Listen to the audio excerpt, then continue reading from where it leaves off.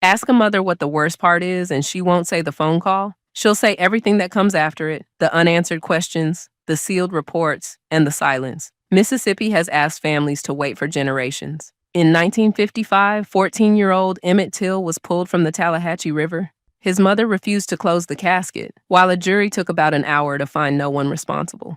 Decades later, the questions continue. Trey Reed, 21, was found dead on the Delta State campus. His death was ruled a suicide, but his family paid for an independent examination. Then came 29-year-old Tasia Fortune, whose body was discovered behind a vacant house in Jackson. Police have not said whether they suspect foul play, and her autopsy has not been released.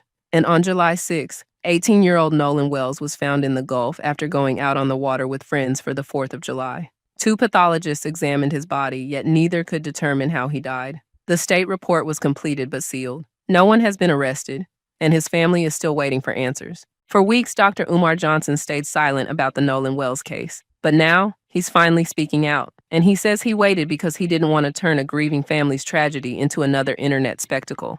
In his latest discussion, Dr. Umar takes a closer look at what happened on July 4th, when Nolan Wells went to Horn Island with friends and later disappeared. Yes, sir. Yes, sir. Nolan Wells. You know, when the case first broke, Art, I just kind of sat back because I knew the YouTubian struggle streamers were going to run with it. I knew the white liberals on YouTube were going to run with it. I knew the white racists on YouTube were going to run with it. And everybody in between. It hurts my heart for Sister Christine, Nolan's mother, to have to see so many people using her son's name and crisis and tragedy for clickbait. And that's one of the biggest reasons, Art, I kind of stood back. It almost reminded me of the Freddie Gray police unaliving in Baltimore back during the Barack Obama era.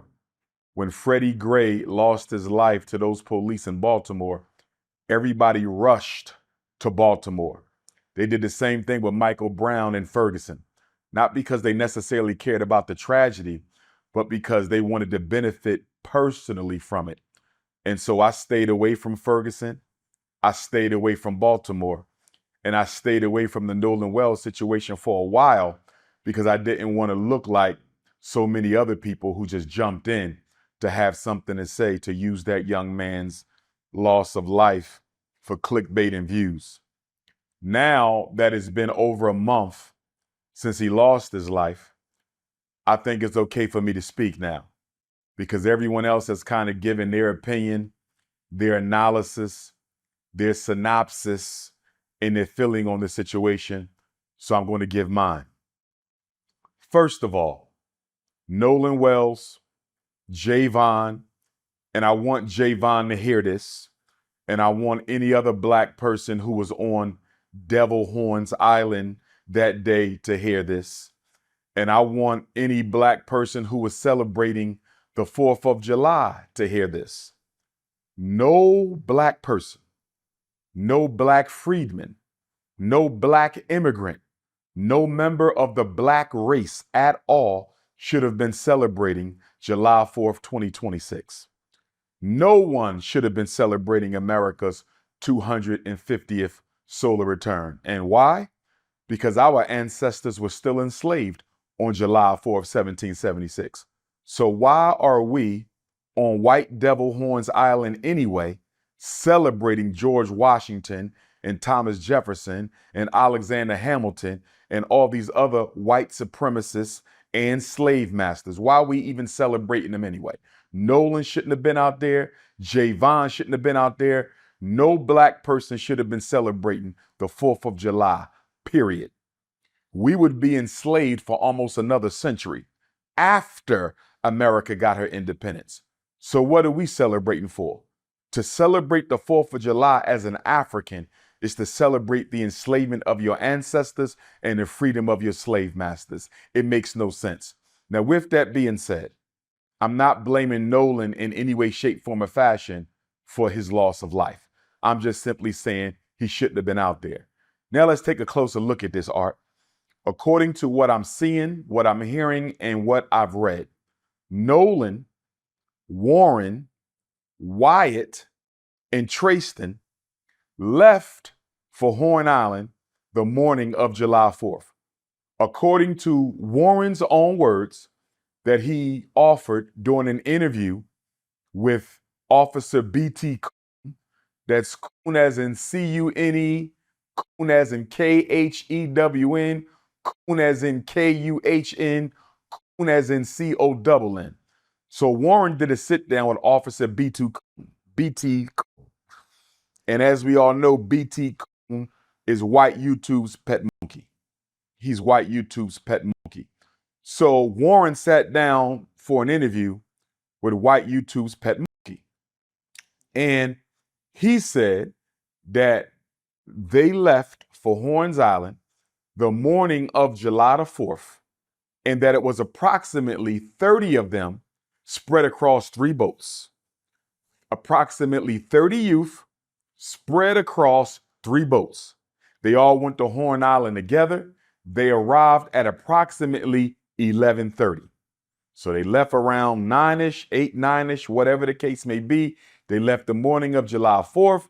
They arrived on White Devil's Horn Island at about 11:30.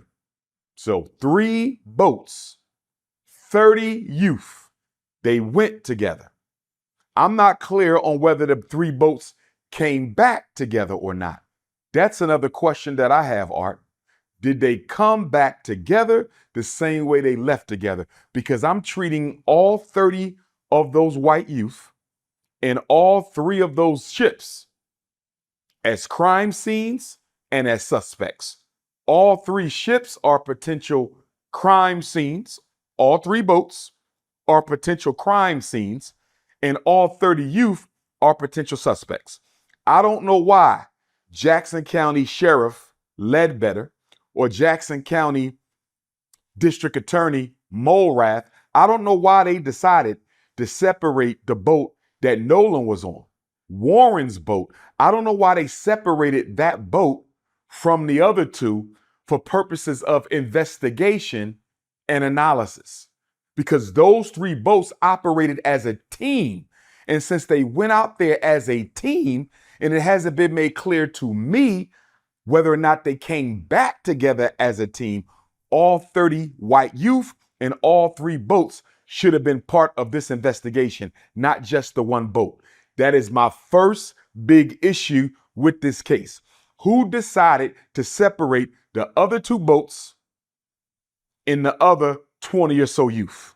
I got a problem with that, Art, because according to the Cajun Navy, they have no GPS information on the other 2 boats, Art. They have no GPS information on the other 2 boats. Now let's get into this. According to Warren and Nolan's other so-called white friends, they decided to leave the island around 4:30. So they were roughly on White Devil's Horn Island from 11:30 to 4:30. That is about 5 hours. About 5 hours. Now, one question that has to be asked, Art, why did y'all leave so soon? Because they party on Horn Island all day long. Y'all didn't leave at sunset. Y'all didn't leave at sundown. Y'all left after only being there 5 hours. That's a little suspicious, Art. And I haven't heard anybody ask any of them, why did y'all decide to leave after only being there for 5 hours? Did y'all plan to only be on White Devil's Horn Island for 5 hours? Why did y'all leave at that time? But we'll deal with that later. So then let's listen to Javon, Nolan's other best friend. Now, another problem I got with this whole story, Art, is Nolan allegedly had too many best friends. I'm trying to find out, how does Nolan have so many best friends? And why did all of these so-called best friends leave their best friend on White Devil's Horn Island without his cell phone and keys? I'm trying to figure this out. So Javon claims he's Nolan's best friend. Warren claims he's Nolan's best friend. And Trayston allegedly claims that he's Warren's best friend. So did Warren have three best friends? Excuse me. Did Nolan have three best friends? Did Nolan have 13 best friends? Did Nolan have 30 best friends?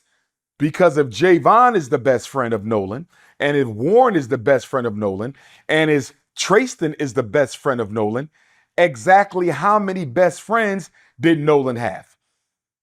Are y'all making this up? Who did Nolan tell Warren was his best friend? Who did Nolan ever tell Trayston was his best friend? I'm not going to question Javon, because he's a brother. And I do believe that there's a strong chance that they may have been best friends. And I say that not only because Javon is a brother, Art, but I also felt that Javon, through the investigation team and alley-oop, with some of the answers that he gave on TMZ. His biggest concern is the timeline. According to the accounts discussed by Dr. Umar, Nolan was seen by several people during roughly the same window before his disappearance. Some of Javon's answers, in my opinion, kind of made it clear to me he actually cared about Nolan. He actually cared about Nolan. I believe Javon actually cared about Nolan. And because of that, I'm willing to say that Javon may have actually been Nolan's best friend. I wish somebody would have asked Javon, Art, to your knowledge, has Nolan ever called Warren his best friend? Has Nolan ever called Trayston his best friend? To your knowledge, Javon, has Nolan ever told you that Warren and Trayston were best friends of his? Because, Art, I'm having a problem with this three best friend narrative. Okay? I used to be 18 years old. You might have one best friend. You may have two. Don't get me wrong. If you all hang in a pack, you could have three best friends. But according to Javon's own words, Art, he didn't really hang around with them other guys too much. That's what I allegedly thought I heard him say. He didn't hang around with them guys too much. So if you got two or three or four best friends, you guys normally travel as a group. Javon seemed like he kind of spent most of his time with Nolan alone, just the two of them, not with Trayston and Warren. Although he knew them, it didn't appear that he hung out with them on the regular. So how could they all then be best friends? It's possible. I'm not saying it's not possible. I'm saying it's unlikely. So, according to Javon, Art, he saw Nolan at 3:40 on the island. According to Javon, what I heard him say to TMZ allegedly was that he had another friend who was involved in an altercation and that he left Nolan at about 3:40 to go check on his buddy, because according to Javon, his buddy was on another ship and the parents of whomever on this other ship were trying to get him off the island because he was crashing out. He never said who this friend was. He never exactly told us what happened. But he said, I left at 3:40 to go check on my friend on another boat because, quote unquote, well, these are not his words, I'm paraphrasing, he was kind of wilding out, crashing out, and he needed to help calm him down. I'm paraphrasing. He said when he got back, Nolan was nowhere to be found, and I'm paraphrasing. And Nolan's boat that he came on, Warren's boat, the so-called Big Daddy, the 22-foot Triton, had already left the scene. So according to Javon, I left Nolan at 3:40 to go deal with another situation. I came back, he was gone. According to Katie, the white girl who Nolan's white best friends are trying to use as an alibi in this situation. Okay, because they claim, and Warren said the same thing to Officer B.T. Coon when he spoke with him. They claim that Nolan told them, I'm going to hang back on this island and talk to Katie. You guys go ahead and I'll get back however I get back. Again, I'm paraphrasing. But guess what? We learned through Katie's sister that Katie said She has no knowledge of Nolan ever saying that. In fact, Katie said, Art, that Nolan told her, I got to get ready to head back to the boat because my friends are leaving soon. That don't sound like somebody who plans on staying, Art. Okay? According to her sister, Katie said Nolan told Katie, it's time for me to head back to the boat because my friends are going to be leaving soon. As far as I'm concerned, Art, Javon and Katie both threw us an alley-oop. Javon and Katie are throwing Sheriff Ledbetter of Jackson County an alley-oop because neither one of them are corroborating the story of Nolan's white friends on that boat. In fact, Javon said, this ain't adding up. Javon said, it's not like Nolan to say, you guys go ahead and leave me on this island and I'm just going to stay back to talk to this girl who I barely know. According to Javon, it don't make no sense. Javon ain't stupid, Art. That's his friend. He know damn well Nolan didn't tell them that he was going to stay back on that ship. And then Katie, I'm going to give a little bit of respect to Katie on this situation. Because as a white girl, Art, for her to come out and say that is not what happened, for her to come out and say that Nolan told me I got to get back to the boat because my friends are leaving, for her to say that, Art, that took a little bit of courage and honesty. That took a little bit of integrity. Now, don't get me wrong.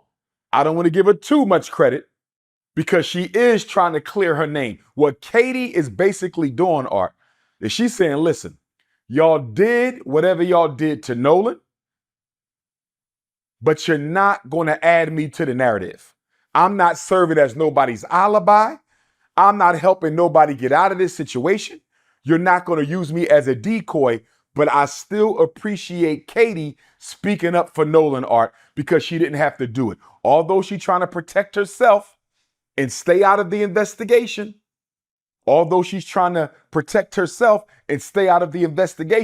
I appreciate Katie for letting the world know Nolan told me I got to head back to the boat because my friends are getting ready to leave.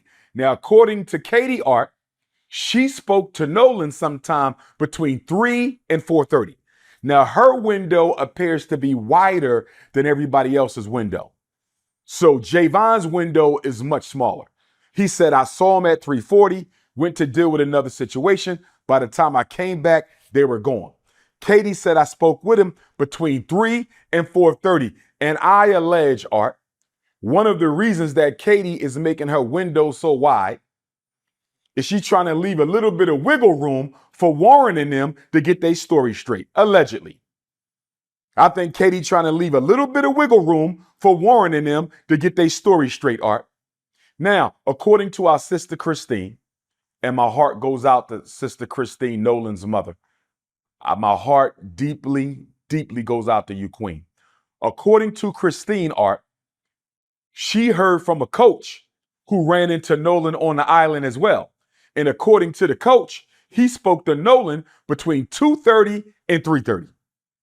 So Javon didn't see him after 3:40. The coach spoke to him sometime between 2:30 and 3:30. And Katie said her conversation with Nolan was between 3 and 4:30. So you know what that means, Art? We can pretty much conclude that Nolan was likely to have been unalived, Art, sometime within the hour of 3:30 to 4:30. I'm going to insinuate that Nolan's life was taken because I do not believe he accidentally drowned. If he drowned, he was forcibly drowned. And we'll get to that in a minute.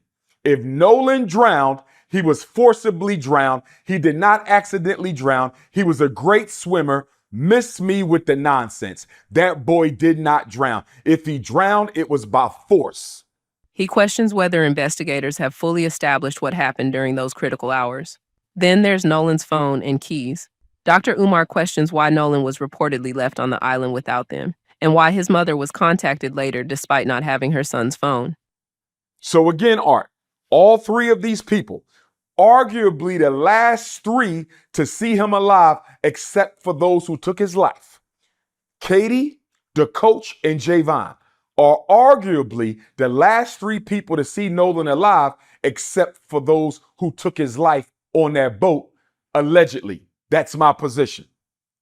So they're all basically cutting off around 3:30, Art. Remember, they made the call for the emergency CTO at 4 o'clock. Javon said he cut out 3:40. The coach, 3:30. They made the call at 4 o'clock. That conversation we heard, the CTO call, which we're going to talk about in a minute, that took place at 4. It sounded like there was some struggling going on in the background. Nolan could have been getting unalived while they were making the call, Art. Nolan could have been getting unalived while they were making the call. Nolan could have been getting choked out while they was on the phone with Cito. So again, Art, my position is Nolan lost his life somewhere within the hour of 3:30 to 4:30.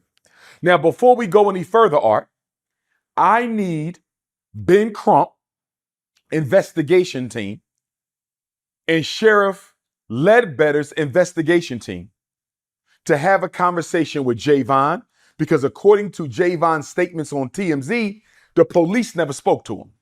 And I have serious concerns with the manner in which this investigation has been carried out so far, Art. I have very serious concerns with the manner in which this investigation has been carried out so far.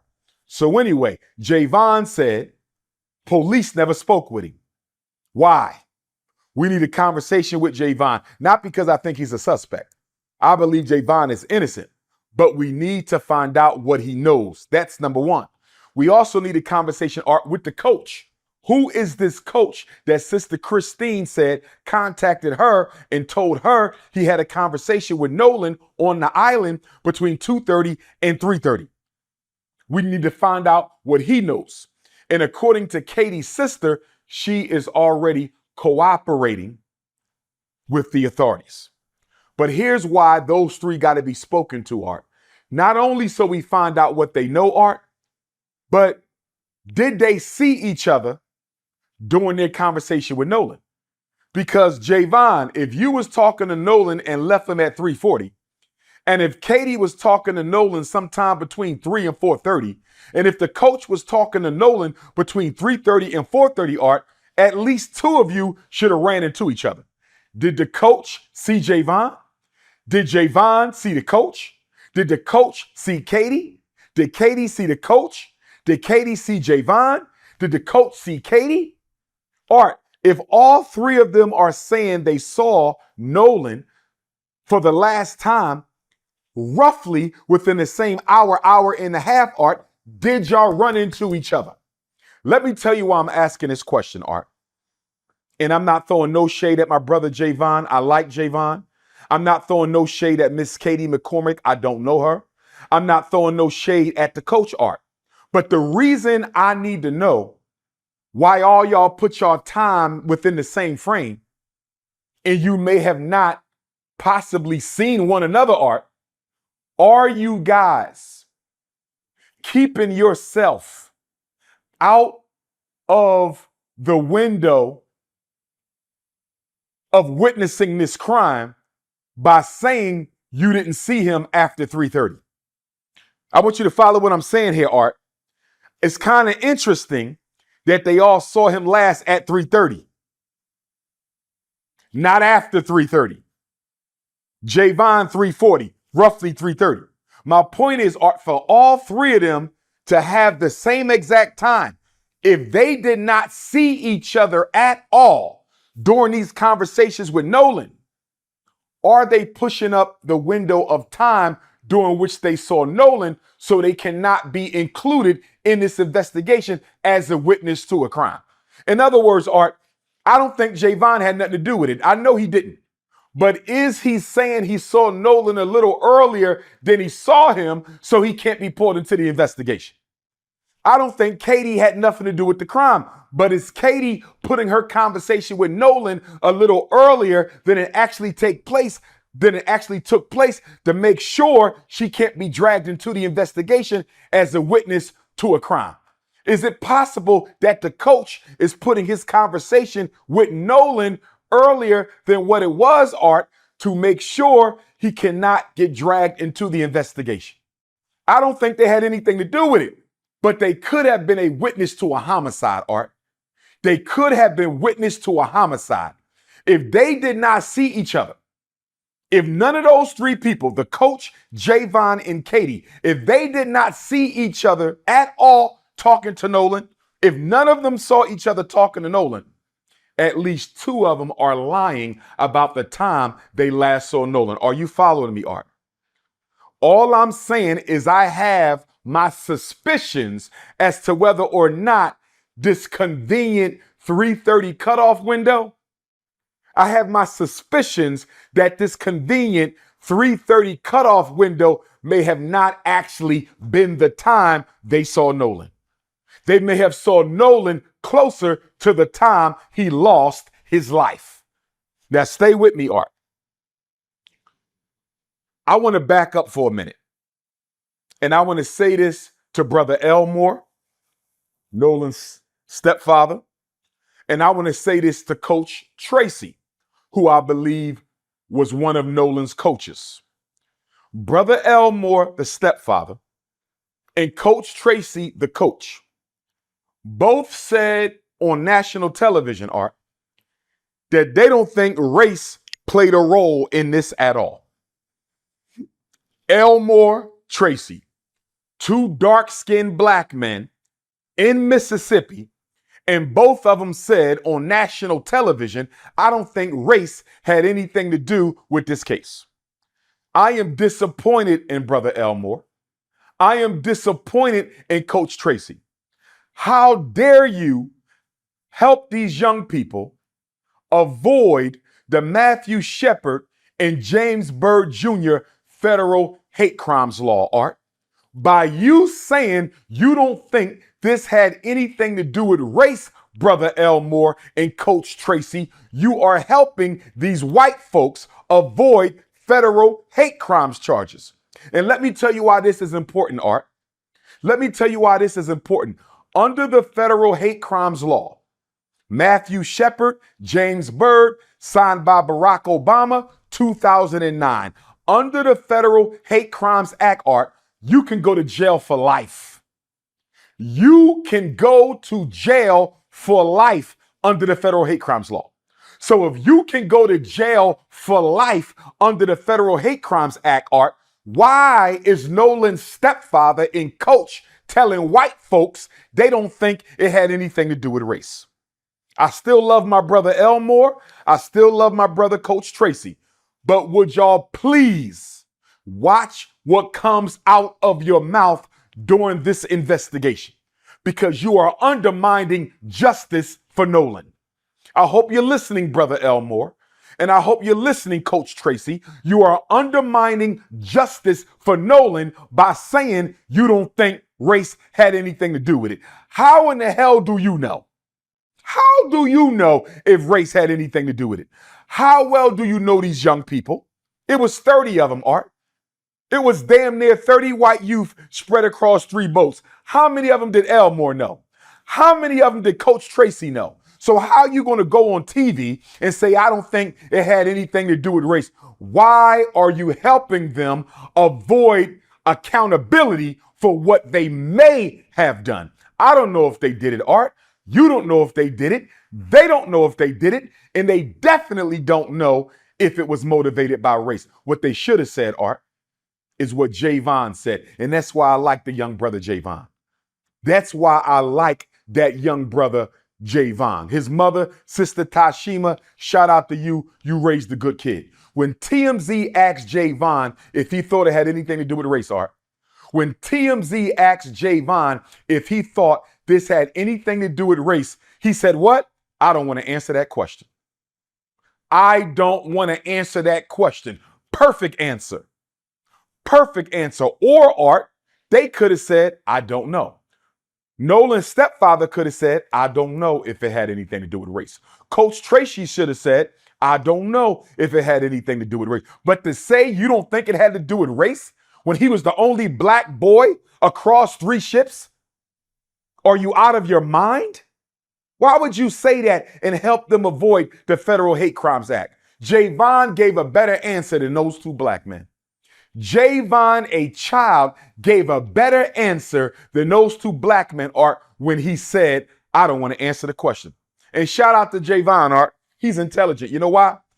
Because by saying, I don't want to answer the question, he answered the question.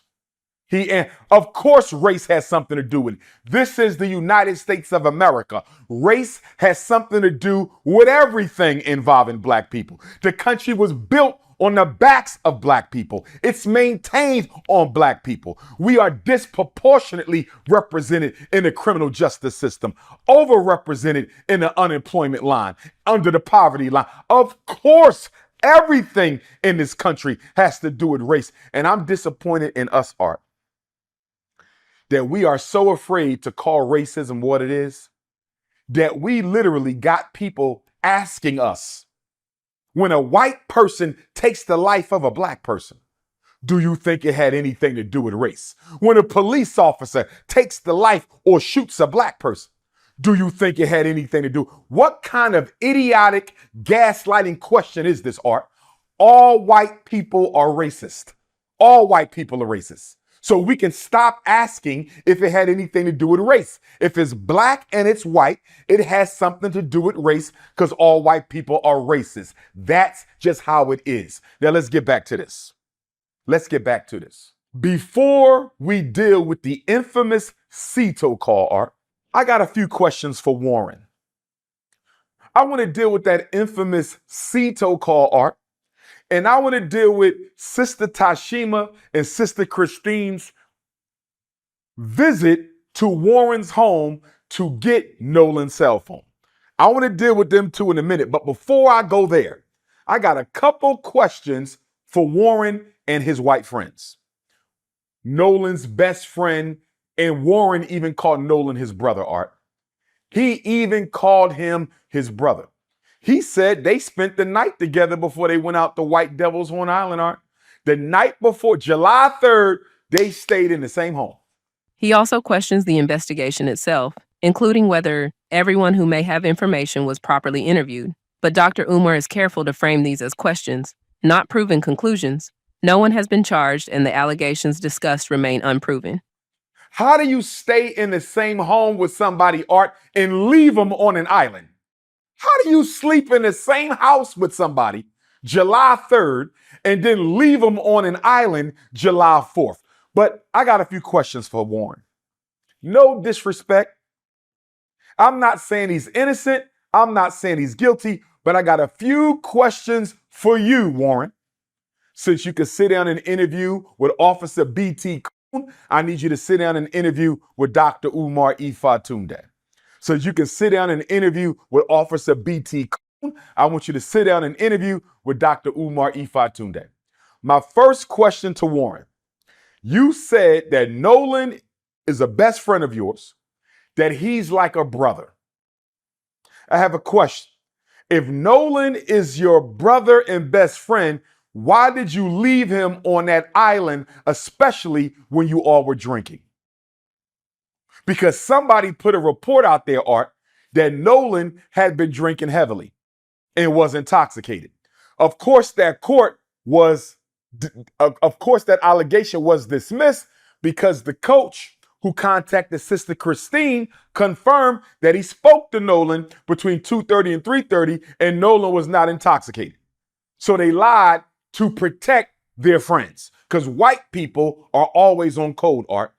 Not a single white person on that island dropped a dime yet. Not one of them. So anyway, Art, they tried to blame it on him being drunk. So he was just a drunk black kid who walked into the water and drowned. That's the narrative they wanted us to swallow. He was just a drunk black kid who walked into the water and drowned. And remember, Art, Sheriff Ledbetter allegedly ruled the case an accidental drowning before he did any investigation. He ruled Nolan's death an accidental drowning before he did any investigation. As far as I'm concerned, that meets the definition of public corruption. As far as I'm concerned, that meets the definition of public corruption. But stand with Warren, Art. Warren, if Nolan is your brother and best friend, why did you leave him on an island without his cell phone and his keys? Why did you take his cell phone and keys back to the mainland? You left him there and took his cell phone and keys back. Can you please explain that to me? What person wants to be on an island without their phone? Help me understand that, Warren. I don't know of an 18-year-old who wants to be anywhere without their phone, Art. They don't want to be in school without their phone. They don't want to be at home without their phone. They don't want to be out of town without their phone. They don't want to be at the mall, the movies, the restaurant. They don't want to be nowhere without their phone, let alone on an island with no way to get off. You left your best friend on an island, your so-called brother. You left him on an island with no way to get off, and you took his phone and his keys. Can you explain that to me, Warren? While you're thinking about it, I got another question for you, Warren, while you're thinking about it. You said at 11 o'clock, you called Miss Christine to see if she heard from her son.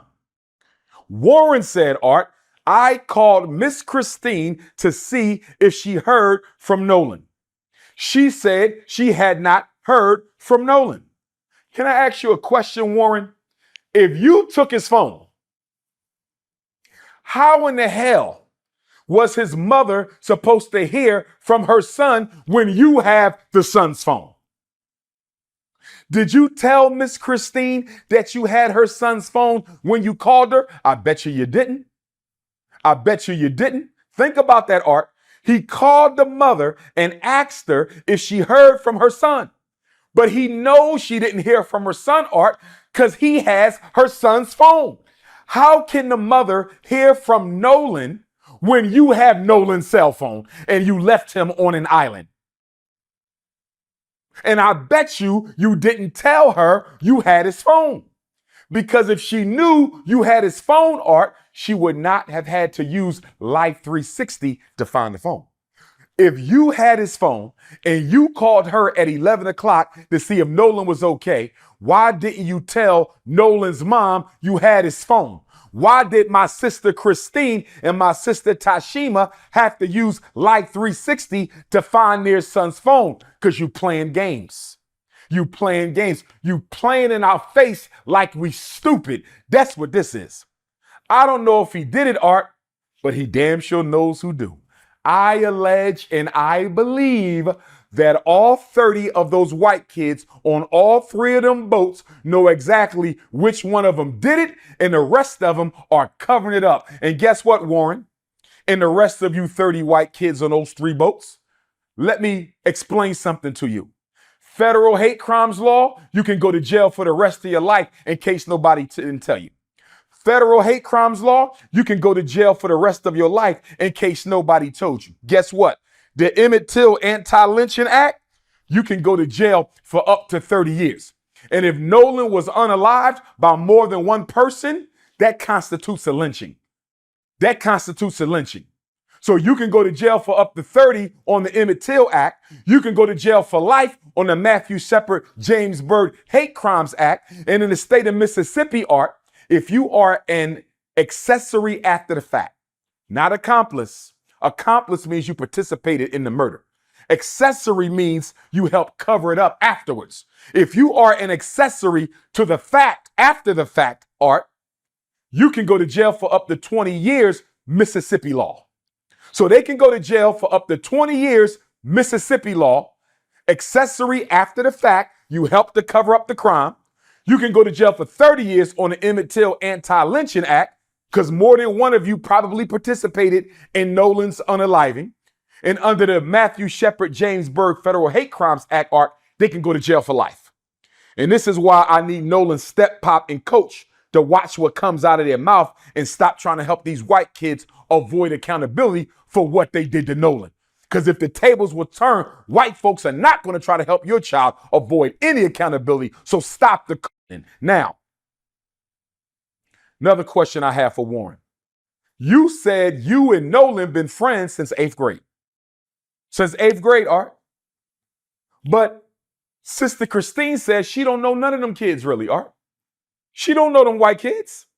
So help me understand how you are Nolan's best friend, friends since 8th grade. You called him your brother. Y'all spent the night together July the 3rd, the morning before y'all went to White Devil's Horn Island. And his mother don't even know who you are. And you said out your own mouth that y'all never hung out at Nolan's house. So how are y'all best friends? I had best friends growing up, Art. My mother knew who they were. Who has a best friend that they mom don't know about? Help me understand that. A best friend and the mom don't know him, it sounds suspicious. Why didn't you tell Miss Christine you had her son's cell phone when you called and asked if she heard from him? Art, as far as I'm concerned, there's probable cause he had something to do with this. Art, I'm holding her son's cell phone. I left him on the island. I took his keys and phone. And I'm on the phone with the mom. I got his phone, but I'm calling his mother at 11 o'clock. Have you heard from your son? And I'm holding her son's cell phone and I don't even tell her. Art, this ain't making no sense. This ain't making no sense. And I want to know from Sheriff John Ledbetter, Art, Jackson County Sheriff, you don't have probable cause just off of that alone?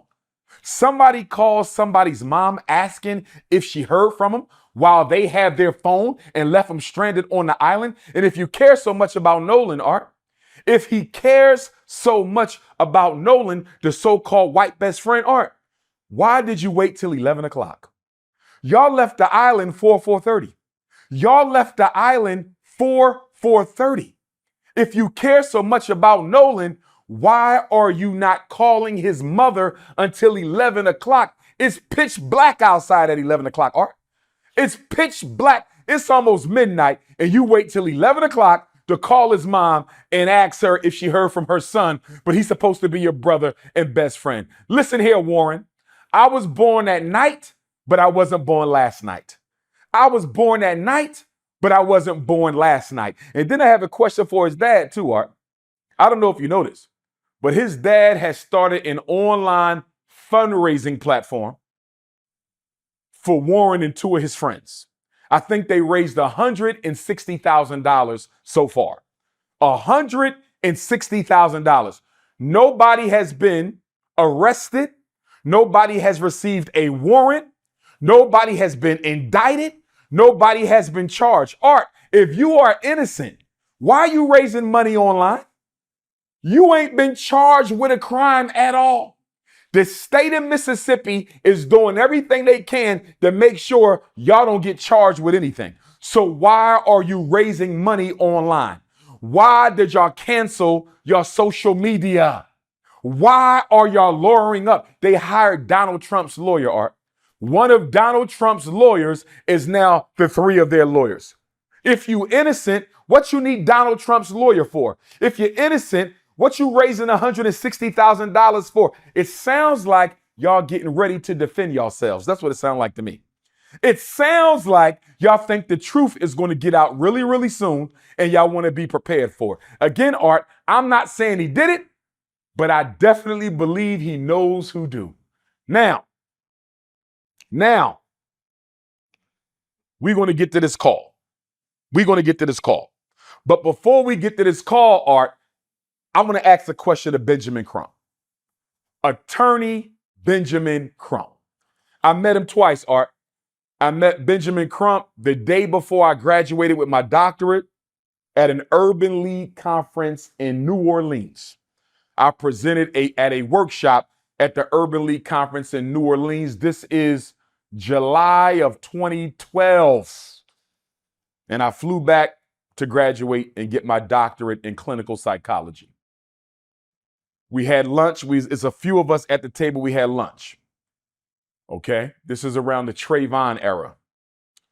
And then I met Benjamin Crump again at HBCU Delaware State University about 3 or 4 years ago at the Black Farmers Conference. that was put on by one of the black professors there. She invited me to keynote the luncheon, and she switched me out at the last minute for Attorney Benjamin Crump. I understand it was a black bourgeoisie event. I'm not a member of the black bourgeoisie. I got switched out. I understand. No harm, no foul. Ben Crump gave a good speech. But here's my question to Benjamin Crump and Al Sharpton. Here's my question to Benjamin Crump and Al Sharpton, Art.